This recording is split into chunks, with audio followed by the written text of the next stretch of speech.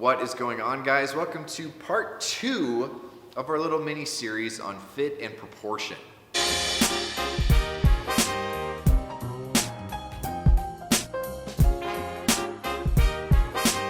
All right, now before we go any further, there are two things that I want to tell you. First of all, if you didn't watch part 1, go watch it here, because there are a few principles that we discussed there that you're going to want to know before we dive into part 2. So go check that out. Now, the second point that I want to hit before we go in any deeper is that, yes, what I'm talking about today are the ideal aesthetic proportions, things that are related to the way that we're biologically programmed, science, the things that people have done forever. And so, yes, this is what's going to make you not only look good now or 10 years from now, but even if somebody from an entirely different culture 200 years from now were to see you and see what you looked like, then they would see this as visually pleasing. But what I'm not saying is that this is the only way to look good now, that you have to follow these strict and hard rules in order to be stylish or in order to look good, because that's certainly not the case.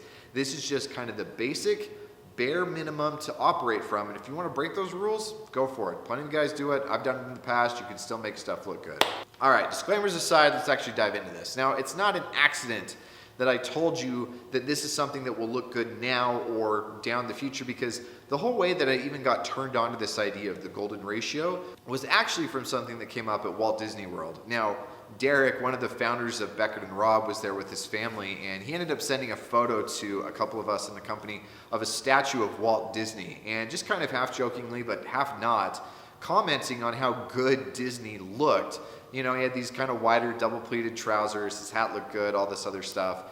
And I ended up really liking the way that Disney looked in his proportions. And so I spent some time digging into other pictures of him and other things, even just drawings and other stuff. And the way that Disney wore his clothes was very much in line with this golden ratio or this golden proportion. So if we go back to the Vitruvian Man that Da Vinci drew, you'll remember that where he had the center line for the circle was right at the navel, but that was not the center line for the square, because that actually followed the principles of phi, or that it was a little bit more than just the center point. And so in order to actually get your body to look the way that it should, what you want is to visually create that phi, or that golden ratio, between your torso and your legs. And what you do is you create your legs to make them look visually longer by typically wearing your pants all the way up at your navel or all the way up at your natural waist, as opposed to down at your hips. Now, yes, there are variations on this, and for certain men, they may need to over-exaggerate it. For certain men, they may need to counter it. You take, for example, the body of a swimmer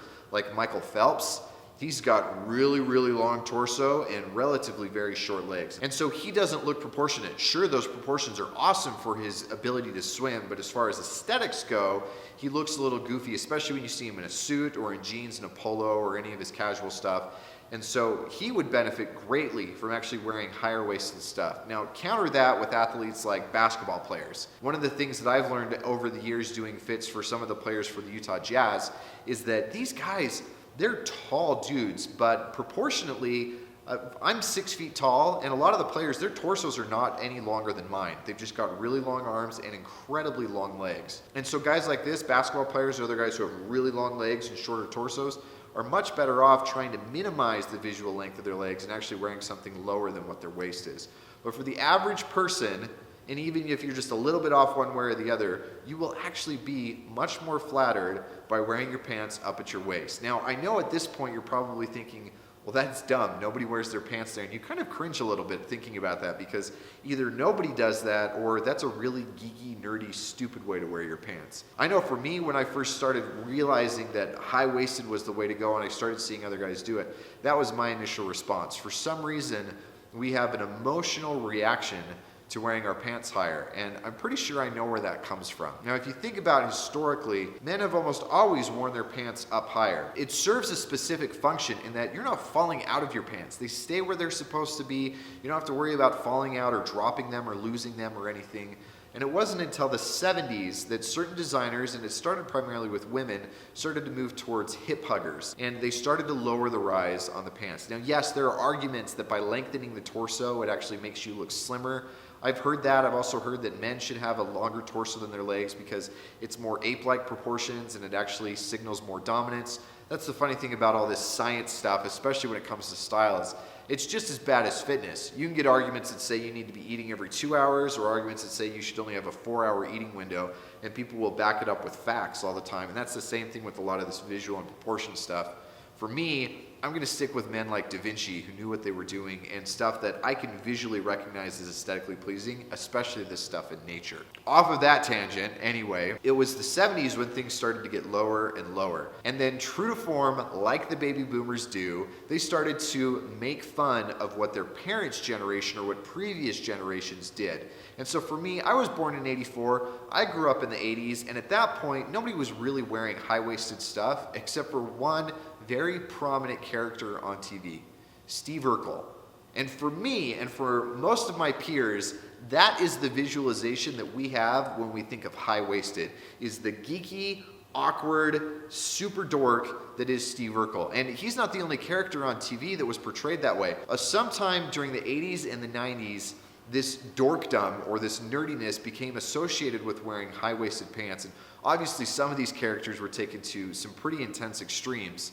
But it was another way for the generation that was young and edgy at the time to be able to once again separate themselves from their parents. Now, obviously, what we have experienced since then is you go through the 90s and the 2000s where you went through gangster culture or even just kind of the skate culture. And I know I was wearing my stuff well below the center of my rear, like really lowrider stuff. Women were doing low-rise stuff. You had like the rise of the whale tail and being able to show off their thongs in the early 2000s. And thankfully it's corrected since then. And what I am seeing more and more amongst fine menswear guys is that proportions are starting to come back up. In fact, if you want to see 3 guys who execute on this really well, go check out the Instagrams of Derek Blazard, Curtis Newkirk, and the Beard Junkie. These guys do such a good job in both their formal wear and their casual wear of being able to demonstrate the beautiful aesthetics of having a high-waisted stuff and how good it can look. And one thing you'll probably notice about these guys is actually the second component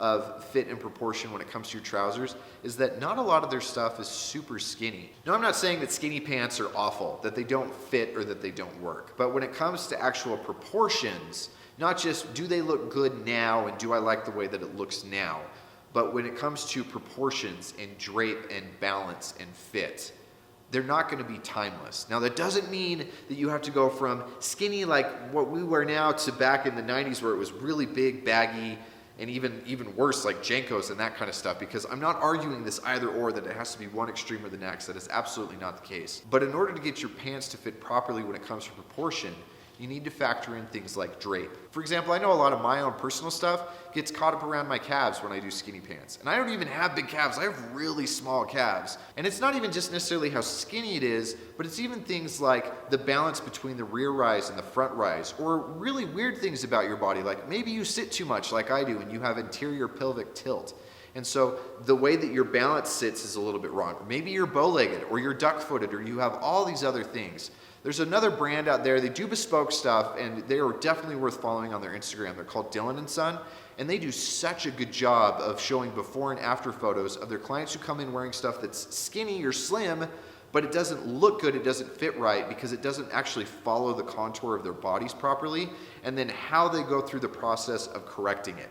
And the differences between these are pretty incredible, so definitely go check those guys out. And that's the kind of stuff that can be accomplished in suiting, or in jeans, or in chinos, or anything else that you're wearing as far as your pants go. It does not have to be just your dress up. And what's really cool is you see guys who are into menswear who are really starting to embrace this, and their stuff doesn't look baggy. It doesn't look sloppy like you associate with baggy in the 90s, the antithesis of what skinny started out as. It just looks proportionate and it looks very visually pleasing. And that's the kind of stuff that is not only starting to gain more and more momentum now, but it's the kind of stuff that is going to look pleasing way, way, way down the line. Again, just because it follows those visual proportions and the aesthetics of things like the golden ratio. Now, at this point, you're probably thinking, well, screw you, Tanner, you just ruined all of my jeans and I'm never going to be able to wear any of my stuff again unless it's made totally bespoke. And I can sympathize because I have felt that way myself. Bespoke is certainly an option for you guys who can afford it and want to invest the time in it. Made to measure is a more palatable option for a lot of you guys, and that's how I've been able to correct my stuff. You've probably seen a few of my fit check videos, and as I continue to fine tune my pattern, my stuff continues to get better and better, and that's part of the process of custom. But even if you're just looking at off the rack stuff, just pay attention a little bit to these things. Maybe you don't need to go with the super skinny fit and you go with a slim fit, and it's actually going to drape a little bit better and it's going to look a little bit more timeless. And again, if that's not your jam, that's fine. I am not saying that you can't do skinny stuff. But really, if you're interested in embracing this and you're starting to see it more and more and questioning whether or not it'll be good for you, I suggest you give it a try. But go follow those guys on Instagram, start paying a little bit more attention, and then come back and call me on this in 3 years, because my prediction is that this is a rising trend and it will be something that we see more and more of. There are cultural undertones to this. There are aesthetic and scientific principles that go to this, and I think that it's going to be something that we will see more and more often. I'd love to hear what you guys have to say about this. So as always, make sure you leave a comment down below, leave me a thumbs up, and I'll catch you on part 3.